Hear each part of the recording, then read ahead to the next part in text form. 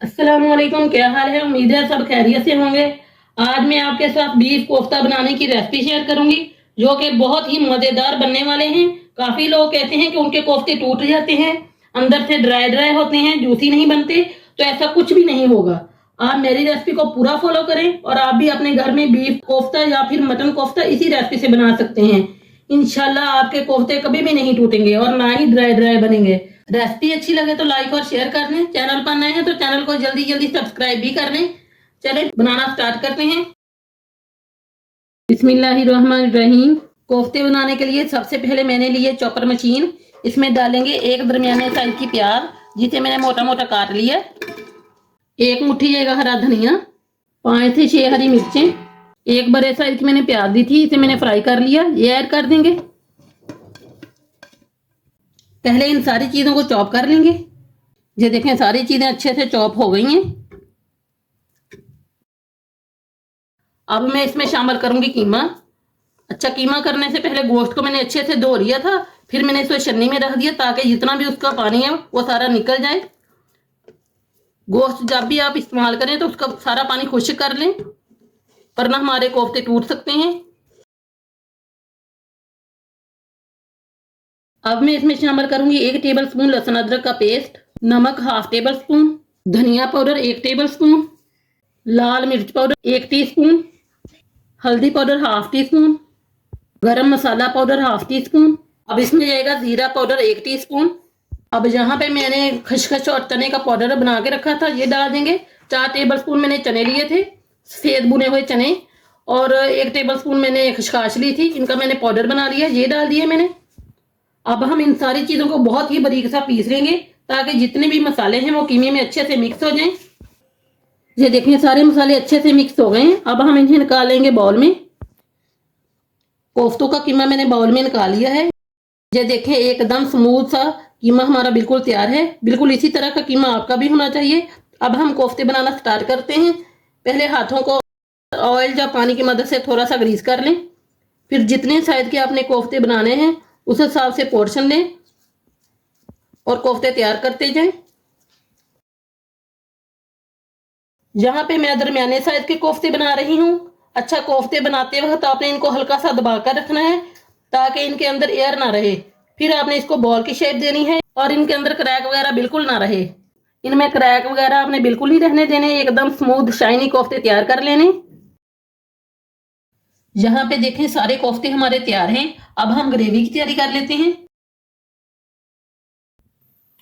Gravy बनाने के लिए कढ़ाई में डालूंगी मैं 1 कप कुकिंग ऑयल। इसमें मैं शामिल करूंगी 2 बड़े साइज के प्याज जिनको मैंने रफली सा काट लिया है। अब प्याज को हल्का सा सॉफ्ट होने देंगे।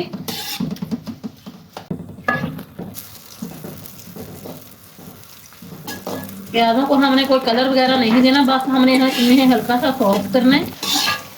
जैसे ही प्याज हल्के से सॉफ्ट हो जाएं, देखें मैं इनको कोई कलर वगैरह नहीं दिया। अब हम इसमें शामिल करेंगे 3 अदद टमाटर मीडियम साइज के, साथ ही इसमें शामिल करेंगे 3 से 4 हरी मिर्चें, 7 से 8 जवे लहसुन के, थोड़ा सा अदरक साथ शामिल कर देंगे और इन सारी चीज़ों को 3 से 4 मिनट के लिए फ्राई कर लेंगे ताकि टमाटर भी अच्छे से सॉफ्ट हो जाएं।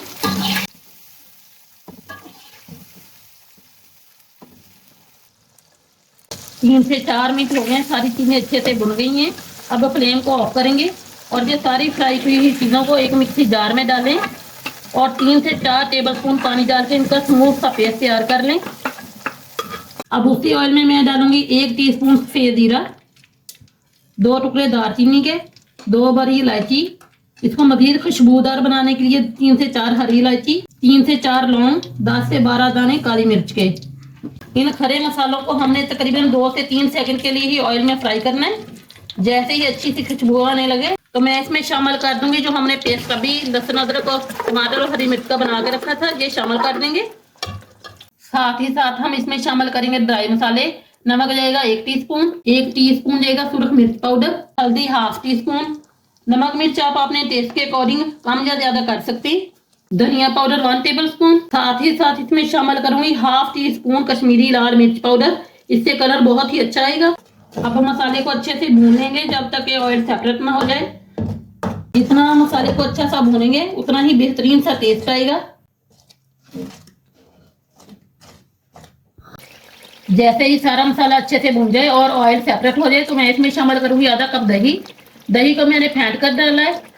अच्छा, दही जो है वो ज्यादा खट्टा ना हो, क्योंकि हमने पहले इसमें टमाटर भी इस्तेमाल किए हैं, इसलिए ज्यादा खट्टी ग्रेवी भी अच्छी नहीं लगती।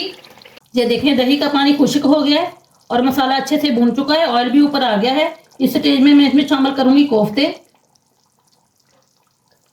कोफ्तों को मैंने पहले फ्राई नहीं किया। इस स्टेज में ना तो आप इनमें पानी शामिल कर रहे हैं और ना ही इनमें चम्मच चलाना है।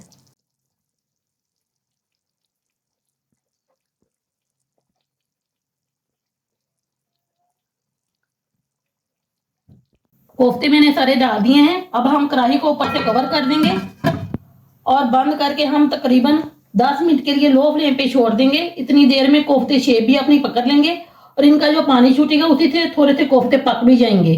10 मिनट हो गए। अब हम कोफ्तों को हिला देंगे।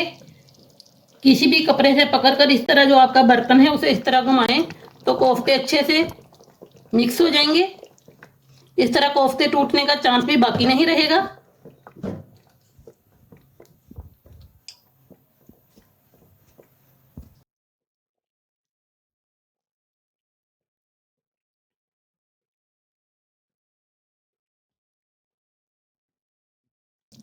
अब मैं इसमें शामिल करूंगी पानी। 2 गिलास में गर्म पानी शामिल कर रही हूँ। एक बार हल्के हाथों से मिक्स कर लेंगे।